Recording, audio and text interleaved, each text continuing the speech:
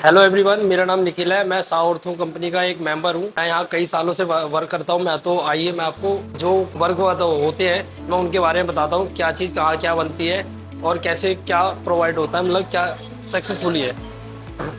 आइए सर।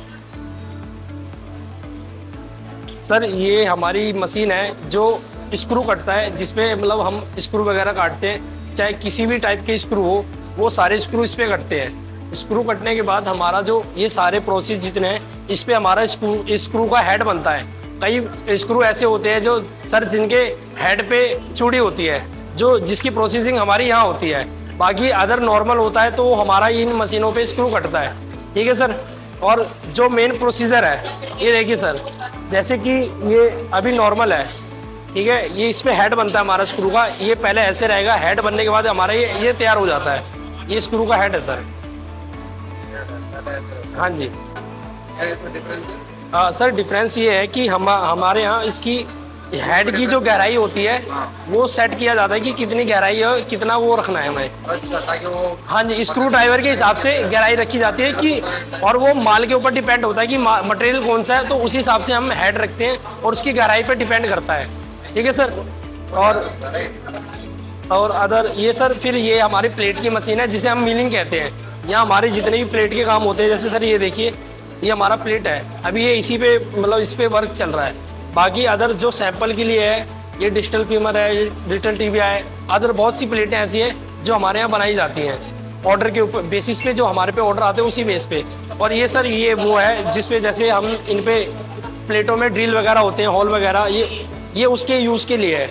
और ये मशीन सर हमारा जो नॉर्मल प्लेट होती है, जैसे सर ये पत्ती है, अब हमें इसका एक साइज निकालना होता है तो हम इस पे सरफेस करते हैं। जैसे मैं एग्जाम्पल के लिए आपको बता दूं कि इस पे कौन सी प्लेटें बनाई जाती हैं। जैसे सर ये हो गया, ज़्यादातर ये प्लेटें होती है क्योंकि हमें इनका साइड कवर करना होता है, इक्वल चाहिए होता है, तो इसलिए से हमारी मशीन के लिए साइड के लिए इस मशीन का यूज़ करा जाता है। ठीक है सर। और आगे मैं बताता हूँ। और ये मशीन जो है सर, हमें स्क्रू में जो कट लगते हैं, मैं आपको दिखा देता हूँ एक बार। ये देखिए सर, ये जो हमारा अभी फाइनल स्क्रू है, इस पे जो कट लगते हैं, जो चूड़ी के लास्ट पे, ये कट यहाँ लगाए जाते हैं। इस पे बांध के कट लगने के बाद ये फिर हमारा इस पे आ जाता है साइज बनने के बाद। फिर सर हमारे ग्राइंडर पे हमारा साइज बनता है। जैसे कि अभी ये माल है, मटेरियल है, ये सर 35 का साइज है, तो ये मतलब साइज से थोड़ा ओवर होता है, हमें इसे फाइनल टच देना होता है। तो ये फाइनल टच देने के बाद सर हम इसकी गोलाई करते हैं। जो मैंने आपको बताया था अभी, हेड के बाद जो कट लगता है इसके पॉइंट पे, वो कट सर वहाँ लगेगा। उसके बाद कट होने के बाद, बावरी निकलने के बाद, जो कट पे मतलब पॉइंट छोटे छोटे वो दाने रह जाते हैं, वो निकलने के बाद, सारा प्रोसेस होने के बाद सर ये हमारा फिर पॉलिश पे आता है। आइए सर मैं आपको दिखा देता हूँ। ये हमारा पॉलिश का डिपार्ट है। यहाँ जितने भी मटेरियल बनते हैं, प्लेट से लेके स्क्रू हो गए, के वायर हो गए, हर चीज़ का आइटम सारी यहाँ पॉलिश की जाती है।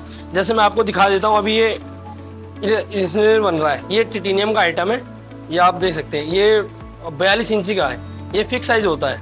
इसमें आपके दो आइटम होते हैं। इसमें एक आपका टिटेनियम होता है सर, और एक एसएस होता है, जिसमें से ये टिटेनियम है। और सर ये अदर ये के वायर है लंबी वाली।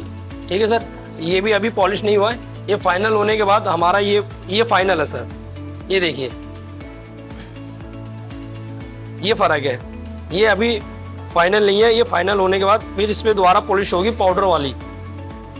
हाँ जी, पूरा मतलब क्लीन हो जाएगा, एक भी दाग नहीं रहेगा, चमक आ जाएगी पूरी। वैसे एक काम करें, के वायर के बारे में बताइएगा क्या है। के वायर सर, के वायर जैसे मतलब मैं दिखा देता हूँ आपको। ये सर हमारे अभी के वायर ही बन रहे हैं, ये अभी इनकी फाइनल टच दिया जा रहा है, जो फिर मशीन के बाद जाने पे, ग्राइंडर पे जाने के बाद इसका के वायर जो मेन प्रोसीजर है वो होगा। उसके बाद होने के बाद सर ये डीप रूम में जाएगा, जहाँ मैंने आपको दिखाया था। आइए मैं आपको दिखा देता हूँ सर। जैसे एग्जांपल लेके सर मैं दिखा दूँ आपका, ये शायद 8 इंची में है, ये पॉइंट बनते हैं हमारे सर। ये आगे पॉइंट होता है, पीछे पहल होते हैं, ये 3 पहल का होता है। कई बार सर सिंगल पहल भी होता है, डबल पहल भी होता है। मतलब पार्टी के ऊपर है कि उन्होंने कौन सा माल मंगवाया, उसी हिसाब से हम प्रोडक्ट बनाते हैं सर। हाँ जी सर। और आइए मैं आपको और दिखा देता हूँ। सब कुछ होने के बाद सर, पॉलिश से होने के बाद हमारा यहाँ माल क्लीन करा जाता है। धुलने के बाद, धुलाई के बाद फिर हमारा वॉश होने के बाद माल डिप होता है।